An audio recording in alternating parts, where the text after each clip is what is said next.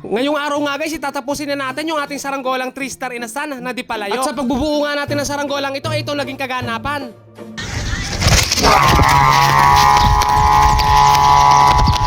Tanghaling tapat nga mga kalitar, wala kaming magawa ni Sam, kaya tatapusin na namin yung aking ginagawang saranggola. Medyo madali na naman yung gagawin natin ngayon kasi naikapit ko na yung design ng saranggola natin. Ang gagawin na lang natin dito ay gugupitin natin yung nasa likod na pabalat nito para mas lumitaw nga yung disenyo nating araw at mas maganda yung kanyang maging kulay. Sa paggugupit nga nitong ganitong klase ng design ng araw ay dapat dahan-dahan lang para hindi masira yung pinakadesenyo natin. May isang linggo na nga rin na nakakaraan buhat nung ginawa natin itong saranggolang ito. Pero dahil may mga sunod-sunod na event na naimbitahan tayo, kaya hindi natin natapos ito. Sayang din kasi yung mga pagkakataon na makakita tayo ng mga iba't ibang klase ng saranggola. At syempre nais din nating i-video talaga yon para makita rin ang karamihan dito sa ating mga subscribers o followers. Hindi kasi magandang tingnan kung paulit-ulit lang yung i-upload natin na saranggola. At bilang isang content creator nga na inyong pinapanood, ayaw ko naman na maumay kayo sa paulit-ulit nating pag-upload ng mga saranggolang paulit-ulit lang yung design. Kaya sumisingit talaga tayo ng pagpunta sa mga event para maipakita sa inyo yung mga talento rin ng ibang tao. At mas maipakita kung sino pa mas mga pinakamagagaling sa larangan ng paggagawa ng saranggola. Balik nga tayo sa ating saranggolang ginagawa. Lalagyan na nga lang to natin ng star. Susunod naman natin guys, lagyan natin ng star at palikpik tapos mamaya display natin. Sa puntong ito nga mga kaltari, gumayat na rin ako dito ng ating pampalikpik. Medyo malaki nga yung ating nagupit kaya binawasan ko ng konti. At nang makagupit na nga tayo ng palikpik, syempre gumawa na rin ako ng pattern ng ating star. Gumupit lang ako ng karton at dinasto ko lang dito yung ating plastic. At ito nga pala guys yung ginagamit ko na pangkapit sa ating design. Ito kasi yung mabisang pangkapit mga kaltar sa plastic, lalo na plastic sa plastic yung pagdidikitin natin. Gumagamit talaga kami dito ng katol. At kung tela naman yung ginamit nating design o pabalat, gumagamit naman kami ng rugby. Yung ibang kilala nga nating maker mga kalitar, gumagamit din pala ng makina pantahe. Balik nga ulit tayo mga altar sa ating saranggolang binubuo. Balik kinakabit ko na nga dito yung pinakapalikpik niya. At yung design nga pala natin ng star, hindi natin talaga tuong kinalakihan dahil para makita yung mas design ng araw. Sa pagkakapit yung nga pala ng palikpik ng ating saranggolang di palayok, hindi ko na masyadong dinadamihan yung pagkakatol kasi konting pagkakakapit lang ng katol ay napakatibay na. At sa pagpaparsukat naman natin ng saranggola, ito nga pala yung ginagamit ko. Gumagamit nga pala ako dito ng nylon para hindi nagpipilipit yung ating magiging parisukat. Sa pagpaparsukat nga pala nito ay marami na akong tutorial talaga. Balikan nyo na lang sa aking YouTube channel at doon nyo talaga makikita. Siyempre, pag buo na ang saranggola, dapat may patunog. So ito naman guys yung ating pangsumba. So ikabit na natin to tapos pati-display na natin. So sound check muna tayo.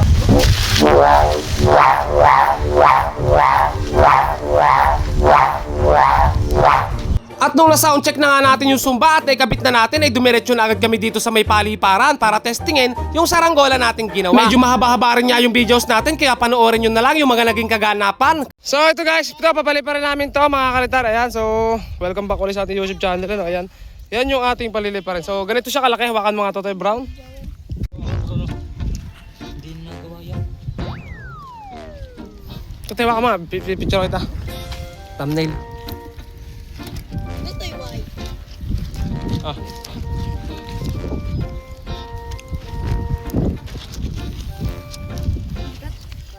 Totoy Brown. Tignan mo. Yeah. Totoy Brown. Hindi. Parang ba din? Yan na. May pagkawatin. Di ba, piso 3. Piso 3, isang piso 3.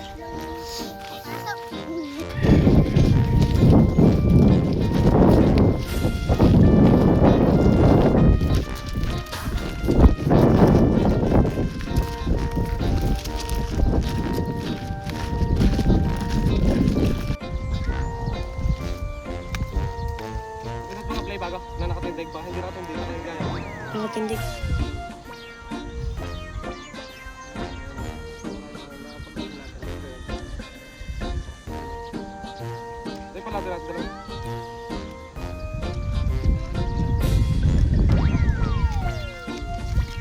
Bagay mo tagal ba?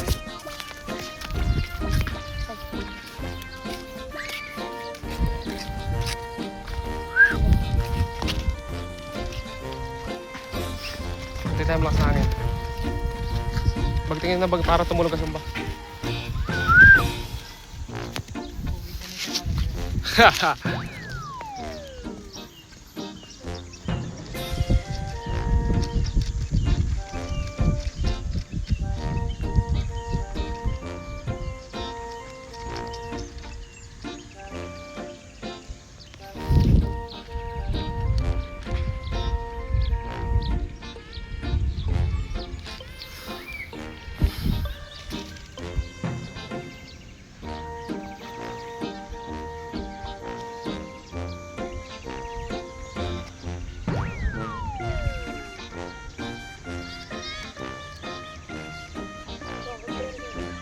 Yan.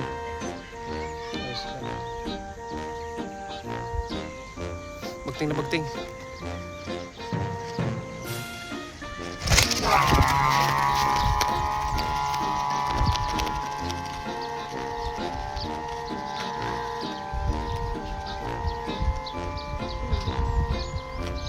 Yan na konti.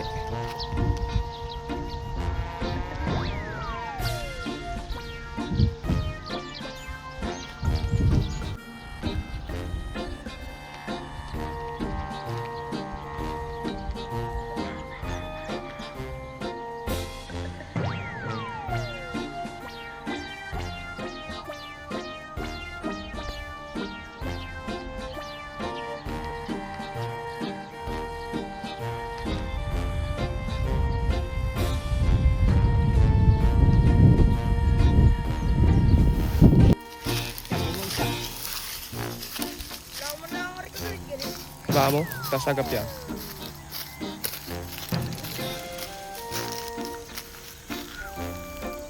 Ano galit yan?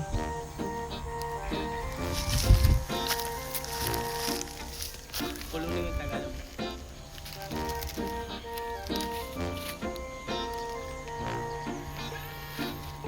Bitaw tayo sa baba.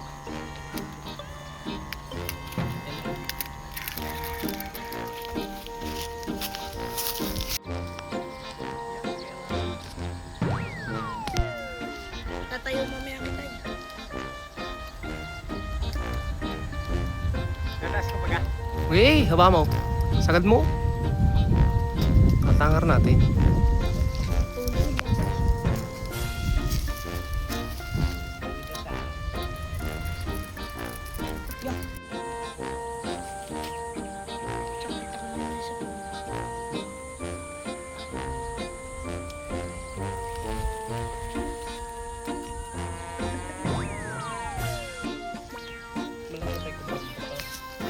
Yung sobra. Kaya na. Nagawa ulit yung musmo kaya. Taga saan ngayon? Cavite.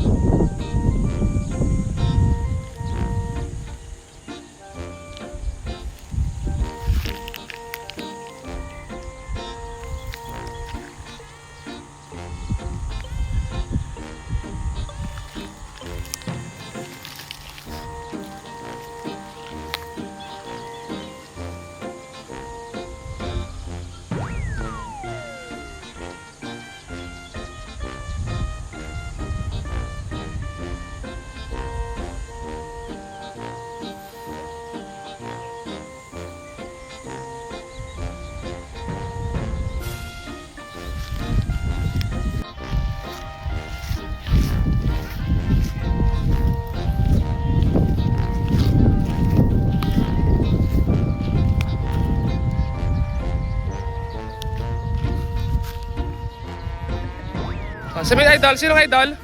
Ano hello idol? Hello, Idol. Kaway. Kaway, kaway. Ikaw, kambal. Oh. Kambal po yan.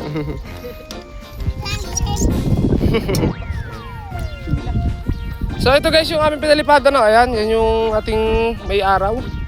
At ito naman nagtetest fly din si Ame.